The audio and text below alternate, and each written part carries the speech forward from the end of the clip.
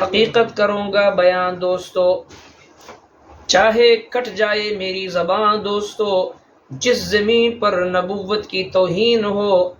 گر پڑے نہ کہیں آسمان دوستو۔ آج ہم جب دیکھتے ہیں کہ بعض ناعاقبت اندیش، بدبخت اور بدقسمت لوگ مسلمانوں کے معاشرے میں اٹھ کر رحمت دو عالم صلی اللہ علیہ وسلم کی شان میں توہین کرتے ہیں، حالانکہ انہی پاک نقش قدم سے پوری دنیا میں ہدایت پھیلی اور انہی کی برکت سے کائنات کے ذرے ذرے کو برکت نصیب ہوئی۔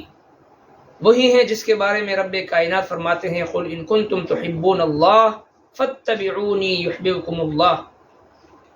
میرے محبوب پیغمبر آپ فرما دیجئے، کہہ دیجئے ان سے، اگر تم اللہ رب کائنات سے محبت کرنا چاہتے ہو تو میری اتباع کرو،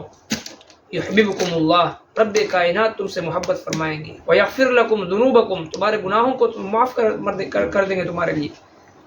آج بدبخت انسان ایسے بھی ہیں جو اٹھ کر اس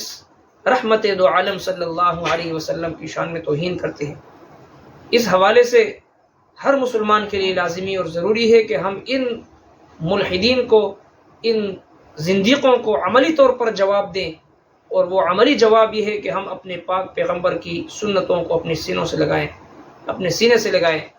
اور آپ صلی اللہ علیہ وسلم کی ایک ایک سنت کو اپنے وجود کے اندر زندہ کریں، اور نبی کریم صلی اللہ علیہ وسلم کی سنتوں سے محبت کریں، عقیدت رکھیں، احترام کا جذبہ رکھیں، اور ان گستاخوں کی گستاخیوں کو قطعاً شیئر نہ کریں، آگے نہ پھیلائیں، کیونکہ ان گستاخیوں کو آگے پھیلانا بھی ایک گناہ ہے۔